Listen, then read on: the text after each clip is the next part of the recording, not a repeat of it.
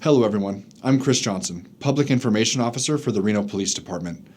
We're sharing this video to provide important information regarding a recent incident involving Reno police officers. This includes video footage, evidence, and a brief explanation of what occurred. Our goal is to offer you a clearer understanding of the events based on what we know so far.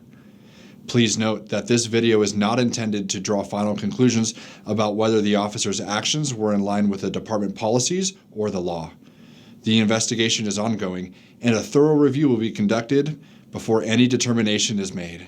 The content you are about to watch may be disturbing. Police use of force, whether in making an arrest or responding to a threat, can be graphic and difficult to watch. Strong language may also be heard from those involved. Viewer discretion is advised, especially for children or sensitive viewers. Uniformed Reno police officers who frequently interact with the public are equipped with body-worn cameras.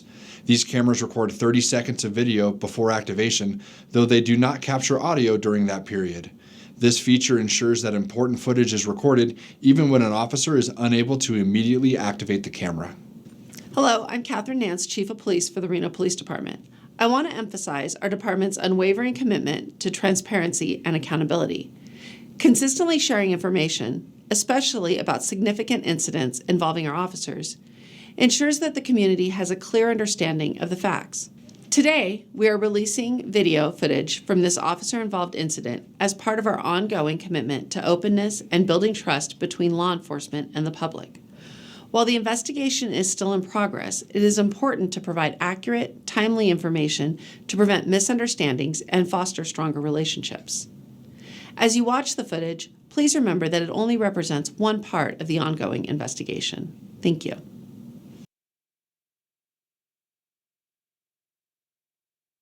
I'm Captain Robert Larson with the Reno Police Department. Whenever an officer is involved in a shooting, it is our policy to have the incident investigated by an outside agency, in line with the Washoe County Officer-Involved Shooting Protocol. These investigations are thorough and comprehensive, typically including interviews with those involved, review of any available video, and a detailed examination of all the evidence. The investigating agency will assess the facts and evidence, then submit the complete case to the Washoe County District Attorney's Office for criminal review. The District Attorney's Office will determine whether or not criminal charges are appropriate. Once their review is complete, they will release a public report outlining their findings. This video includes body-worn cameras in the involved officers. It is important to note that body-worn cameras offer only a limited perspective and cannot capture everything an officer sees or experiences in a given situation. On Monday, November 18, 2024, shortly before 1:40 a.m., a Reno police officer conducting proactive patrol saw Christopher Gary at 1010 West 4th Street. Christopher was wanted for resisting a public officer, eluding, reckless driving, and several traffic charges stemming from 2 prior incidents the 2 days before. Additionally, Christopher had an active warrant for his arrest. In order to give you a complete picture as to what happened on November 18th, we need to show you what happened in those 2 prior incidents. The first incident occurred on Saturday, November 16, 2024, just before 11 p.m. Reno police officers conducted a traffic stop on an unlicensed gray Suburban at Sutro and Castle Way.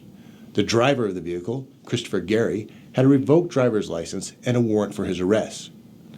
Officers asked Christopher to exit the vehicle to detain him while confirming his warrant.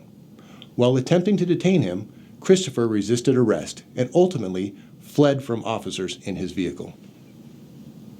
Stop! Hey, I just stiffened up because I'm nervous. Stop! Okay? I did Stop! not. Put your hands behind your back. I'm not trying to resist. Hey! Put your hands behind your back. You're gonna get hurt. Hey!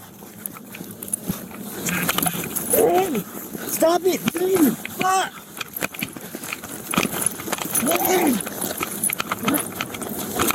Stop! Get on the ground! Get on the ground! God damn it! Get on the ground! 122 expedite cover. Officers were unable to locate Christopher or the vehicle. Now, in addition to the warrant, officers had probable cause to arrest Christopher for eluding, resisting an officer, and additional traffic charges.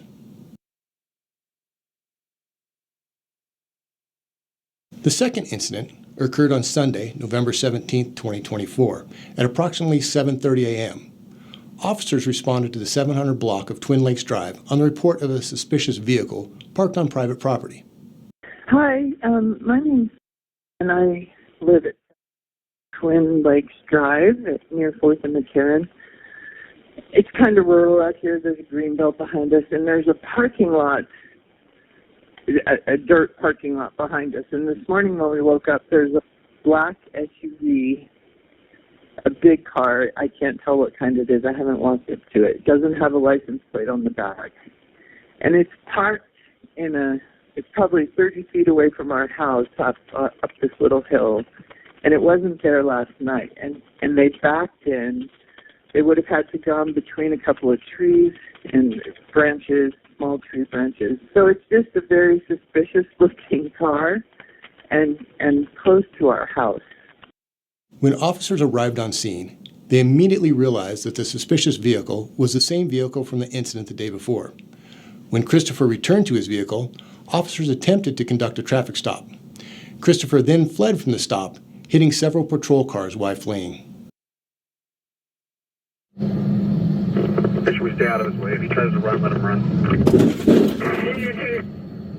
Officers attempted to locate Christopher in the vehicle in the area, but were unable to. In addition to the charges Christopher was wanted for from the incident the day prior, he was now additionally wanted for reckless driving, obstructing and resisting an officer, and additional traffic charges.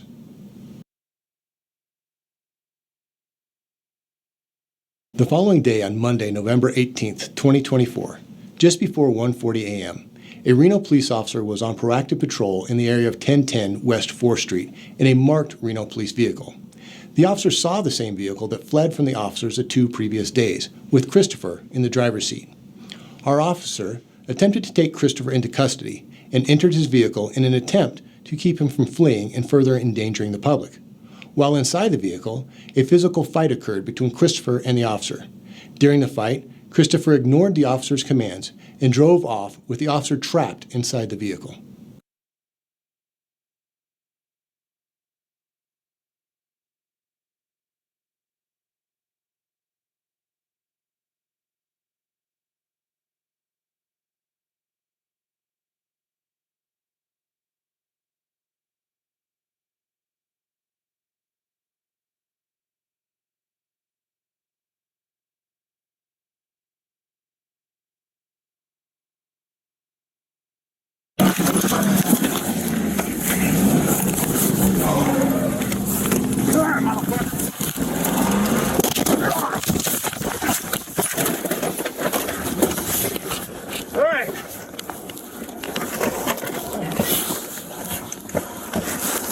Hey, got the shit. Come on.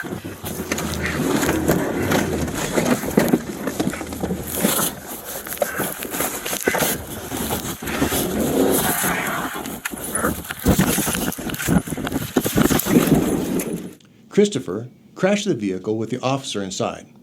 The officer continued to attempt to detain him. However, Christopher continued to resist while trying to get the vehicle started again. Christopher was able to start the vehicle and drove at a high rate of speed with the officer still trapped inside. Christopher then drove on the wrong side of the road, putting others in danger. In response, the officer drew his firearm in an attempt to force Christopher to stop the vehicle. Instead of stopping the vehicle, Christopher then grabbed onto the officer's firearm. The officer managed to maintain control of his weapon and was ultimately forced to discharge it.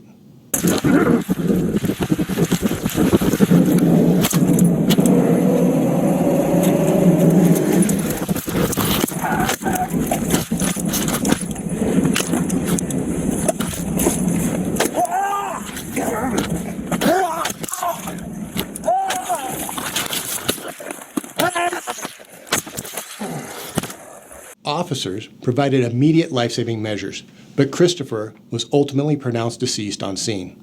The Sparks Police Department is the investigating agency for this incident, and the involved officer has been placed on administrative leave during this ongoing investigation. In the coming months, the Reno Police Department's Office of Internal Affairs will thoroughly review all relevant information from this case to assess whether the officer's tactics, use of a deadly weapon, and use of force were in line with the department's policies and procedures. These findings will then be submitted to Chief of Police Catherine Nance for review. The video footage provided here serves as a summary of the events to keep you informed. Any additional footage will be made available once the formal investigation is complete. The Reno Police Department takes incidents of this nature very seriously and are handled accordingly.